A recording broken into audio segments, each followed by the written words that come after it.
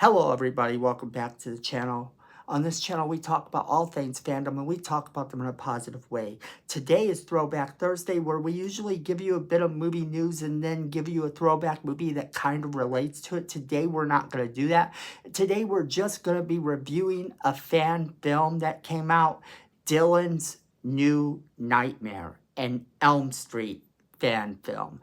And if you haven't seen this movie, we won't be giving spoilers here, but let's jump right into it.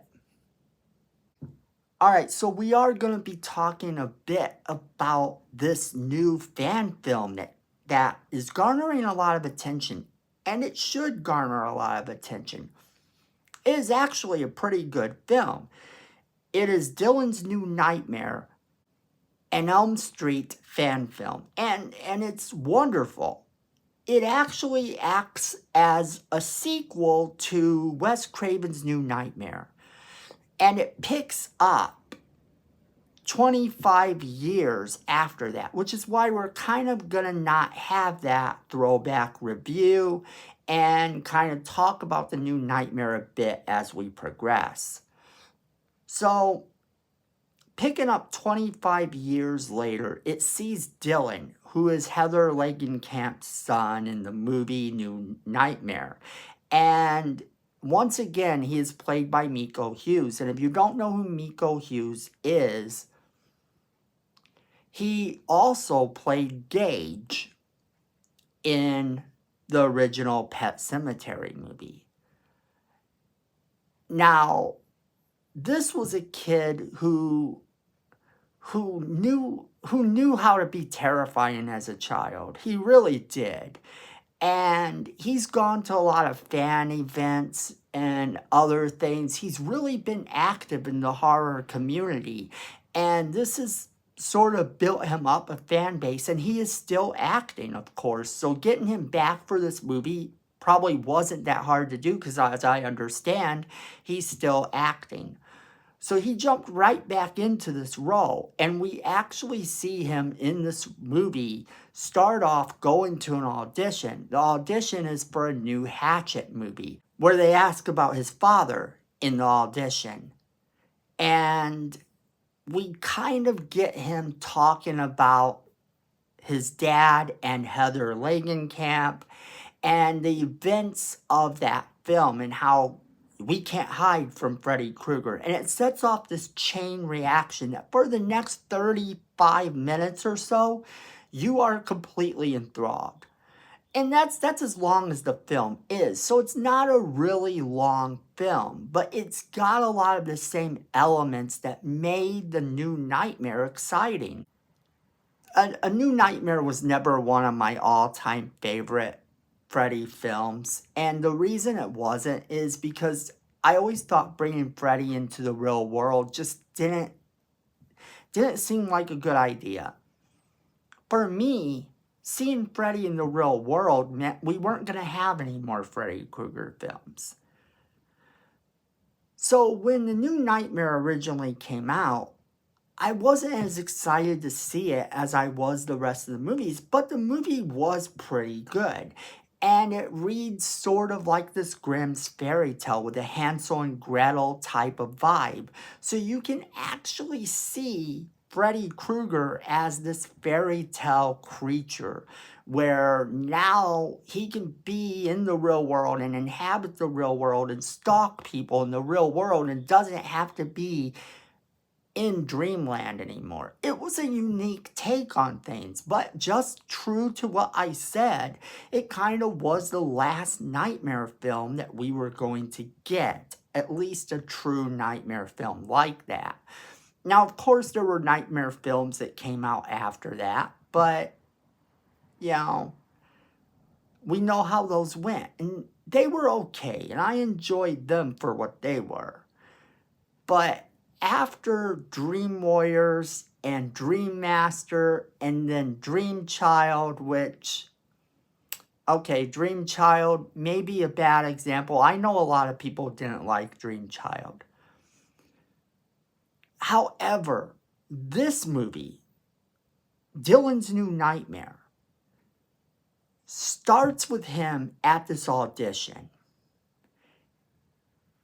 And it doesn't let up. The auditions for Hatchet, like I said, they're talking about his dad. And then from there, it just continues to escalate.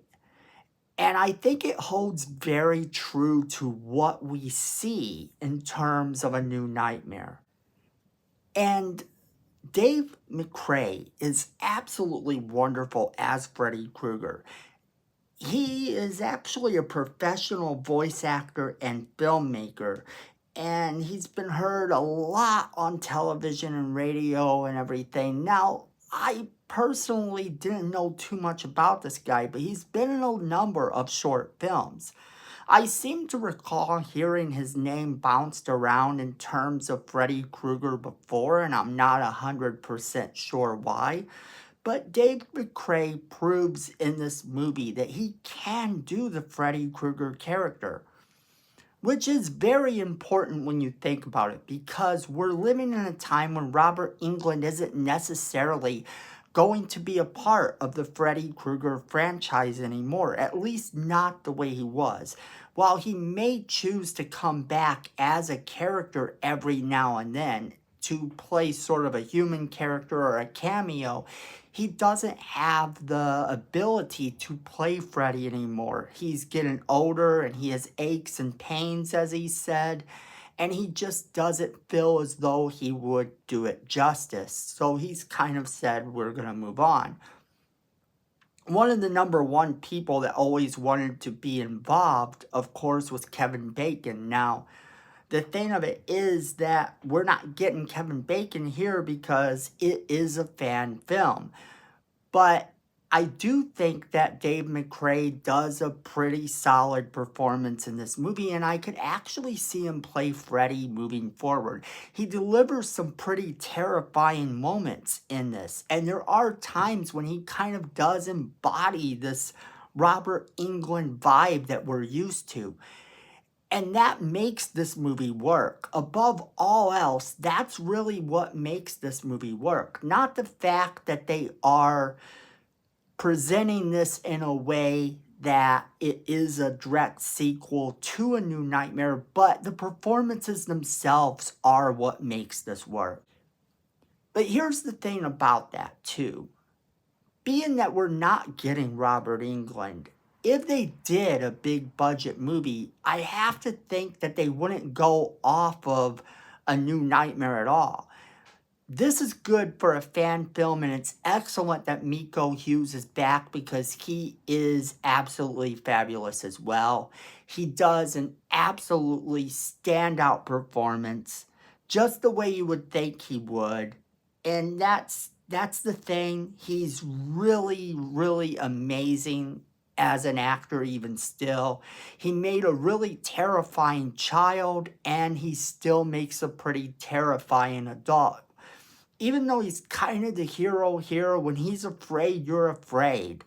And that's what makes this work. This movie has a lot going for it.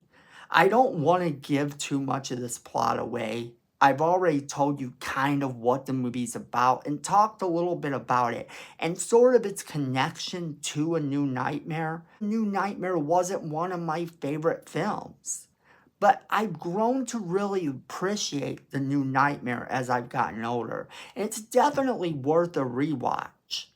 So I actually do recommend that you watch A New Nightmare, and then after you're done, find Dylan's New Nightmare on YouTube. It's actually on YouTube, and it's a fun watch. I really do recommend it. But I want to know what you guys think. As always, we want to know what you guys think, so leave us a comment in the comment box below. Make sure you're sharing this video with all of your friends so they can be a part of the conversation as well. Hit that like button as hard as you can. It's free. It helps the channel. We appreciate it. Miko says we need more subscribers, and you don't want to disappoint Miko, so go ahead and hit that subscribe button. Hit that notification bell while you're down there so you don't miss a single video we do. Then, friends, at the end of the day, I know it, you know it, and Miko knows it. Fandom is family.